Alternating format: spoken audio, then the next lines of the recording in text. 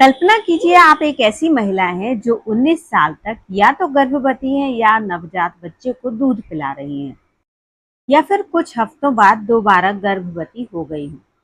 कल्पना कीजिए ये सब कुछ किसी महल में नहीं बल्कि जंग के मैदानों के किनारे लगे खेमों में हो रहा हो।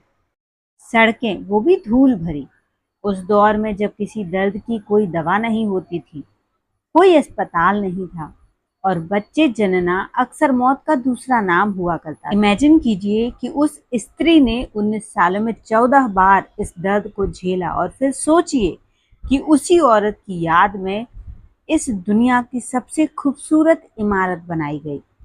ये कोई काल्पनिक कहानी नहीं है, ये मुमताज महल की कहानी है और आज हम आपको उसी के बारे में बताने वाले हैं। तो चलिए शुरू करते हैं। सन 1593 का आगरा आज के आगरा से बिल्कुल ही अलग था।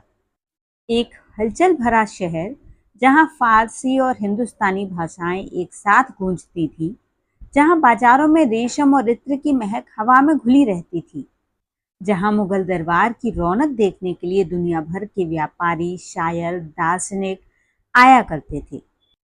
इसी शहर के एक खास घराने में एक बेटी पैदा हुई जिसका नाम था अर्जुमंद बानो बेगम।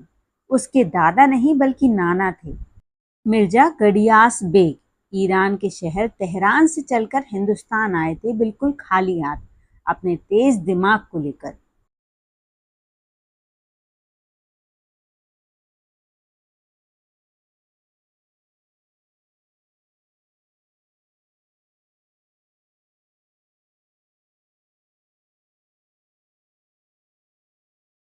और इसी के बूते मुगल दरबार में धीरे धीरे ऊपर उठते गए और एक दिन बादशाह जहांगीर के सबसे भरोसेमंद वजीर बन गए।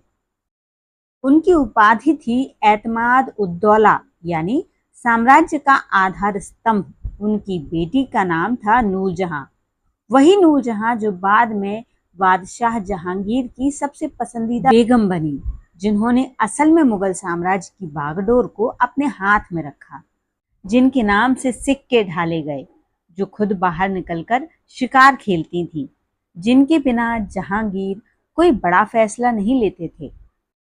अर्जुमंद बानो बेगम यानी हमारी मुमताज महल इन्हीं नूरजहां की भतीजी थी।